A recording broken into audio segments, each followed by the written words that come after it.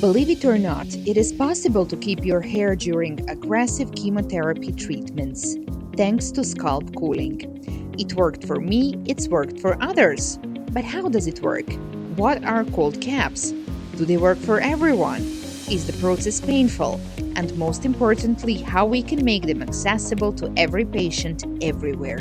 Join me for a deep dive into scalp cooling from A to Z with Martina Benndorf from Austrian LB Medical Care, representative of Paxman Scalp Cooling. Martina, thank you very much for joining me in this podcast. And I have to be honest with you. When I saw you for the first time during my first chemotherapy in October last year, I was thinking she is just selling me snake oil. This thing is not going to save my hair from falling out after the first chemotherapy. But I was wrong. It worked. Check out the pictures. So in the pictures, you see me after 4 rounds of docetaxel. And in the second picture, you can see me after 4 rounds of the so-called red devil therapy that is known to cause a complete hair loss. So I would like an explanation from you now. How did it work and how did scalp cooling save my hair? And does it work for every patient? Hi, Aida. Thank you for inviting me. In all honesty, there never can be a warranty because every person reacts differently. But what I can tell you from my experience in the past 4 years is that most of the cancer patients keep a satisfying result on keeping their hair, even with the hard chemotherapies like the one you had.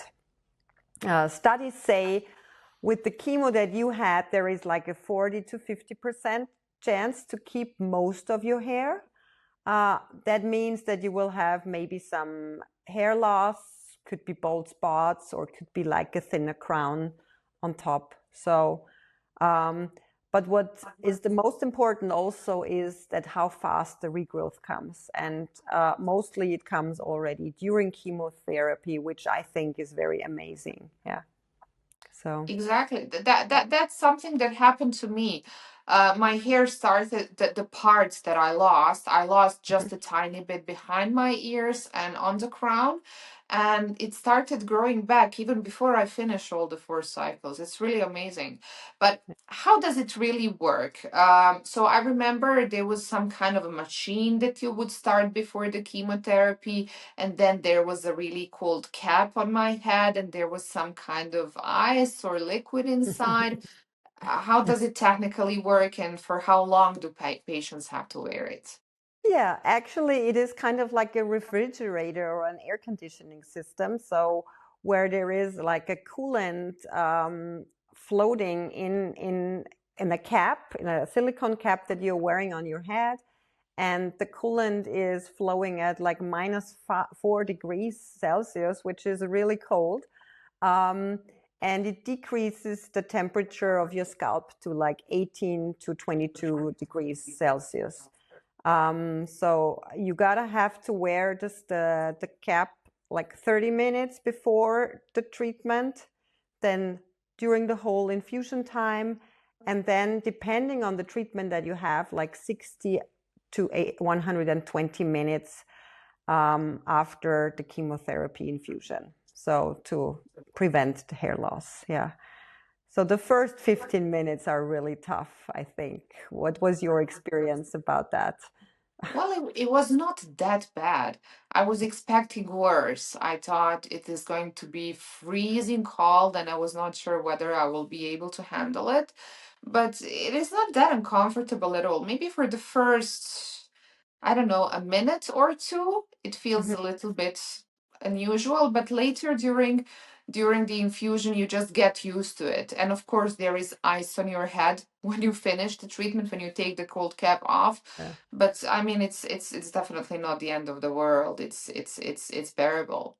But it is really unfortunate that not everybody has access to scalp cooling, and not many people know about the scalp cooling. To be honest, many people in my country were really surprised that I managed to keep my hair during chemotherapy, because cancer is known to cause not the cancer, but rather chemotherapy. It's killing the bad cells and the good cells, and therefore patients lose their hair. And that was not case in my case, so people were really surprised.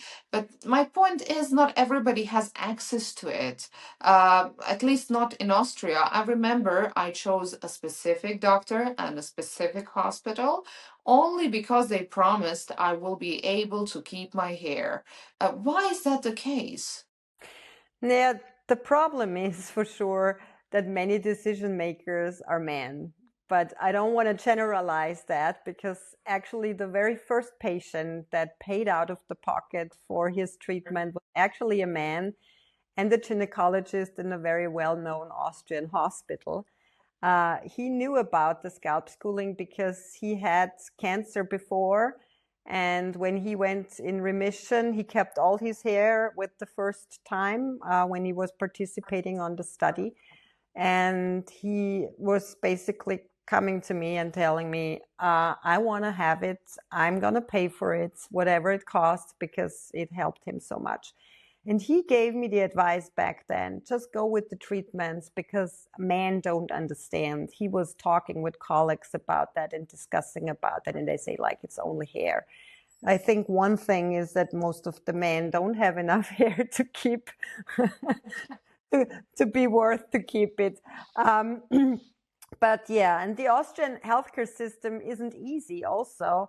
And the times to get some reimbursement in the public healthcare system is really not the best at the moment, because money is tight. And for example, in Austria, every patient gets up to 1,200 for a wig when they go through chemotherapy.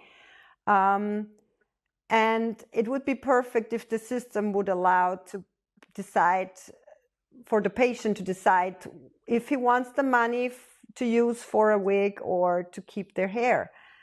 But unfortunately, this is not possible, because since the Paxman Scalp Cooling is an in-hospital device, that's a treatment that is done in the hospital, it's a different part where that's paid out. The one thing is a prescription. You go there and get to a wig maker or a hair specialist. And the other thing is an in-hospital treatment. And it's a different pot, and the hospital would have to turn in for a coverage. And since there are only 5 hospitals in Austria, they really offer it to all their patients when they are in their hospital treatment. It's too less right now that we have the voice to get it in, get coverage for it. That's the biggest problem. So the only thing that we can do basically is educate patients, create awareness.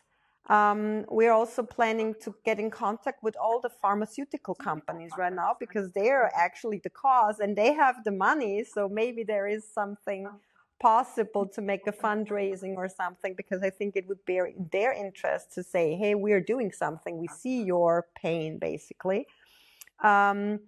And we are also planning an event together with Paxman and the Austrian embassy from the UK in Vienna, to bring all the stakeholders together and show how important the subject is. I think it's all about awareness. And I would really ask every patient that goes to the hospital, ask for Paxman Scalp Cooling. I think that's the hospitals see then there is a need, and the people are demanding it more and more. I think that will be helpful on our path here. Yeah. You're mentioning the UK, so the situation is different there. I think patients, correct me if I'm wrong, have access to it in the UK and also some other countries, right? Oh, many other countries, yeah. Actually, Paxman is a UK company, and they had like a cancer case in their own family. That's how it all started. And in UK, it is standard therapy. In every oncology department, they have Paxman in use. So it is standard of care. Also in the US, it's widely, even they have coverage, although we know the American healthcare system is not that great. But Medicare, one of the biggest insurances, is covering $1,800 per person for each patient like that goes through chemo to get for scalp schooling. And I think that's amazing. And it's a shame for Austria, in all honesty. Yeah. So, and many others are far ahead of us too, like in our neighbor countries like Germany, France, Spain. They are much further than we are. So we have to get out of our conservative style and get a little bit more in action in that and see, since cancer is getting more and more, the patients are getting younger and younger. This is a very important subject, I think. Yeah. Yeah, and just to follow up what you said earlier, it is not just hair. I mean, the Exactly. possibility to keep one part of your identity intact while you have cancer and while you are on chemotherapies, it is huge. Yeah. One thing, sorry, you mentioned it is a UK's company, and you mentioned that people who invented scalp cooling, Pax cooling system, had cancer in their own family. Can you tell me the full story? How did they realize that cooling one's scalp will prevent hair from falling out? Yeah, it's actually like quite a funny story, or not funny. It's a tragic and funny story at the same time. Paxman originally was, or is still doing that. They're making cooling systems for bars and beer cooling systems. And when the owner of the company, Mr. Paxman, his wife got breast cancer, it was already known that cryotherapy is going to help preventing the hair loss. He said everything that was available on the market was just not good enough, and he can do it better since he was a specialist in cooling. And that's how he started in 2000 and developed the first Paxman Scalp Cooler. 25 years ago, right? Yes, exactly. And that's how the journey began. Yeah, his wife unfortunately passed away. But she was a very cheerful, happy person. And the cancer itself didn't harm her psychologically that hard. But when she lost her hair, she was really having depressions and problems. And I think he made that a mission. And I think that's a very good thing that they managed to make scalp schooling in the UK for everybody available, and I think that's a huge success, and that's where I want to go in Austria too, because I think it's very important. Yeah. Not just Austria, to be honest, I really want to see it available in my own country, where I witness more and more younger patients, women being diagnosed with cancer. I mean, the stats say that every 8th woman gets breast cancer, and it's really young patients. And keeping one's hair is something that can do so much for a patient psychologically. Too bad it's not available. Too bad that people and doctors are not even aware that it exists. So patients have to pay to get it. And for those patients who opt for scalp cooling, do you have any general advice about the healthcare? Hair care rather. I remember you were telling me not to use aggressive products on my hair. What is your general advice? Exactly. Since the chemotherapy is very toxic for the whole body, it's for sure also not good for the hair that you keep. It's for example, it's making the hair very dry. Yeah.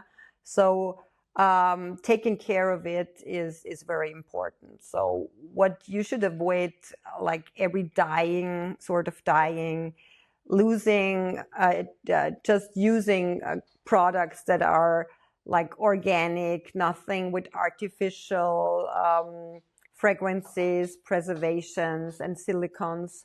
Just like keep it like basically natural as possible.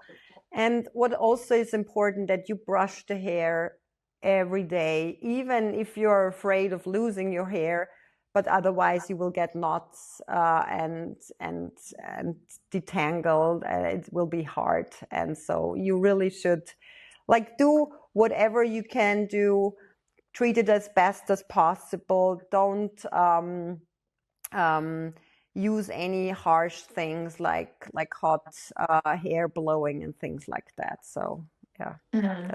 that's That is basically it. your Yeah. general advice. Yeah. It is also interesting, and you said it to me, that hair will come back stronger and that it will grow back quicker. My hair is definitely growing back really quick, and it's coming back. I feel like it's stronger, and I wouldn't say it's curly, but it's definitely wavy. Is it something you see often? I mean, it's not just thanks to scalp cooling, because cancer patients in general say that sometimes their hair comes back with a different texture or color. Yeah. But what's your experience regarding the hair Now regrowth? I see that the patients say afterwards or during the chemo still, because I'm basically only there during chemotherapy. And of course, I keep contact with most of my patients, not with everybody. It depends on how the patient wants it. But I'm checking up on them.